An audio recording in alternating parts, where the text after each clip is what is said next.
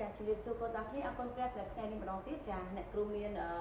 លំហាត់ថ្នាក់ទី3ចានៅក្នុងមេរៀនគណិតវិទ្យាចាទៅមើលលំហាត់ជាមួយអ្នកគ្រូចាមេរៀនរបស់យើងថ្ងៃនេះមេរៀនទី6មៀតនិង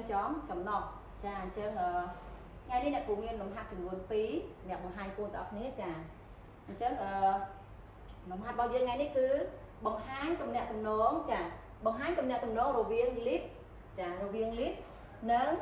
មីលីលីត្រចាចឹងអ្នកគ្រូមានលំហាត់ចំនួន2ចាលំហាត់កចាគឺសួរថាតើ10លីត្រចា10លីត្រស្មើនឹងប្រមាណមីលីលីត្រចាហើយលំហាត់ខគឺសួរថា3000ចា3000មីលីលីត្រស្មើនឹងប្រមាណលីត្រចាអញ្ចឹងលំហាត់ខាងលើនេះគឺចា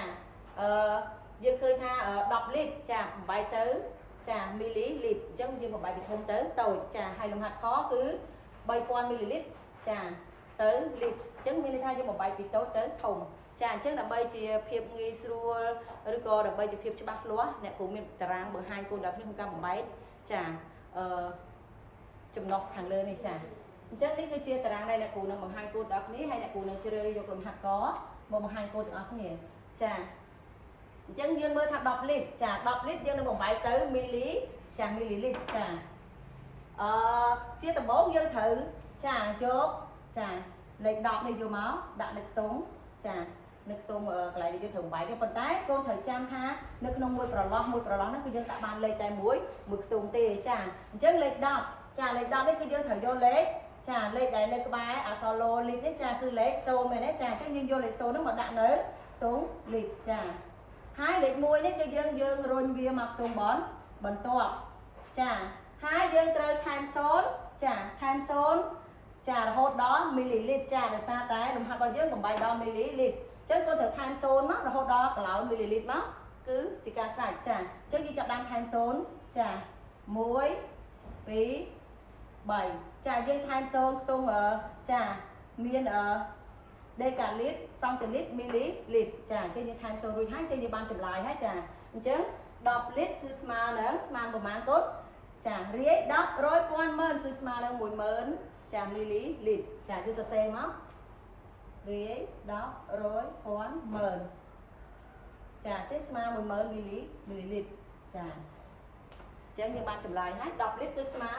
10000មីលីលីត្រចាអញ្ចឹងយើងទៅលំហាត់ទី2របស់យើងវិញម្ដងចាអញ្ចឹងលំហាត់ទី2នេះគឺយើងបំបែកពីតូចទៅធំចាមីលីលីត្រគឺជាຂະຫນາດដែលតូចជាងគេបង្អស់ចាអញ្ចឹងយើងមើលលំហាត់របស់យើងចារាយ10 100 1000ចា3000មីលីលីត្រហើយយើងបំបែកទៅលីត្រអញ្ចឹងកូនយើងត្រូវបំបែកយើងត្រូវយកលេខមកដាក់ម្ដងខ្ទង់កូនណាចានេះអញ្ចឹងមីលីលីត្រអញ្ចឹងមានថាយើងត្រូវដាក់លេខពីខ្ទង់មីលីលីត្រទៅមុនអញ្ចឹងលេខ0នេះយើងដាក់នៅចាខ្ទង់មីលីលីត្រមកចាយើងយក0បន្ទាប់យកមកដាក់នៅខ្ទង់ចាបន្ទាប់ទៀតមកចាហើយ0នេះយើងដាក់នៅខ្ទង់បន្ទាប់ចាហើយលេខ3យើងដាក់នៅលីត្រចាកន្លែងនេះចាហើយកុំភ្លេចយើងត្រូវចុចចាយើងត្រូវចុច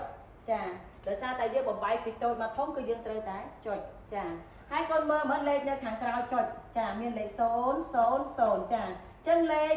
នៅខាងមុខចុចគឺលេខ3អញ្ចឹងលេខ3គឺធំចាហើយលេខនៅខាងក្រោយចុចនេះគឺលេខ0អញ្ចឹងលេខ0គឺលេខដែលតូចចាតូចមានន័យថា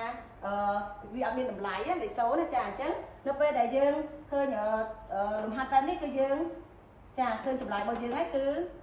ចា3000មីលីលីត្រគឺស្មើនឹង3លីត្រចាគឺស្មើ3លីត្រគឺយើងយកលេខនៅខាងមុខចុចចា3លីត្រអញ្ចឹងយើងសរសេរចម្លើយមកដោយសារតែលេខ0នេះវាអត់មានតម្លៃអីទេចានៅក្រោយចុចនេះនៅក្នុងលំហាត់នេះអត់មានទេអញ្ចឹងយើងមិនបាច់សរសេរ0មកទេយើងសរសេរតែលេខ3មក3លីត្រចាអញ្ចឹង3000មីលីលីត្រគឺស្មើនឹង3ចា3លីត្រកូនសរសេរតែប៉ុណ្្នឹងមកត្រឹមត្រូវហើយចាអញ្ចឹងតារាងនេះអ្នកគ្រូជឿថាអាច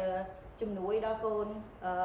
ដែលគាត់រៀងអត់ទាន់ច្បាស់ចឹងចាតែសម្រាប់កូនដែលច្បាស់ហើយយើងមិនបាច់ធ្វើតារាងក៏បានដែរចាហើយអ្នកគ្រូសង្ឃឹមថាមេរៀនថ្ងៃនេះនឹងជួយកូនទាំងអស់គ្នាបន្ថែមទៀតណាកូនហើយកុំភ្លេចយើងនឹងអនុវត្តលំហាត់នៅក្នុងសៀវភៅបានច្រើនទាំងអស់គ្នាសូមប្រាប់ទានពរកូនជម្រាបលា